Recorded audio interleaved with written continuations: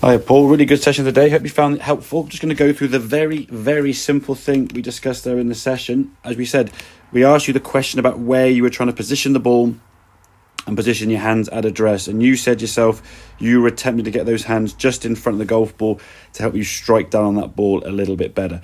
You said you were thinning a few shots, catching a few heavy and chunking them sort of halfway, and especially now in the wet conditions that we're experiencing, hitting the ground a bit heavy is going to be a bit of an issue. So as you can see on this left hand side, what you felt was actually hands in front of the golf ball was probably in front of your eye line. Based on where you were set up there, your hands are kind of just in front of that.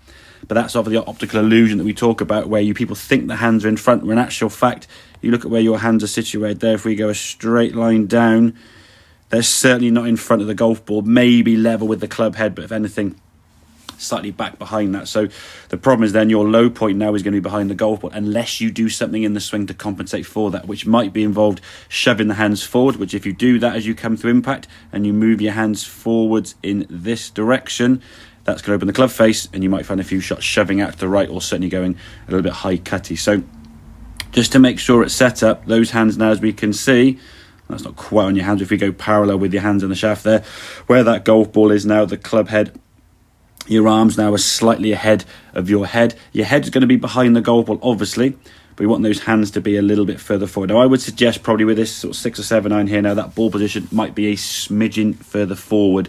But what you want to do as a reference point, your hands when you're setting up, when they are actually forward of the golf ball, they're going to be sitting down over that left foot. So just have that as a little checkpoint. In an ideal world, I think on this right hand one, they pull, that ball could go back maybe a smidgen, probably half a roll in terms of setup, and that would then put yourself in a slightly more that position, which would put your hands now a little bit further forward, even more so. But even when we put the hands forward that small little amount on those first few shots and just said swing it normally, there's a very good swing. We can see a nice turn in the backswing here, a nice shift into our left side.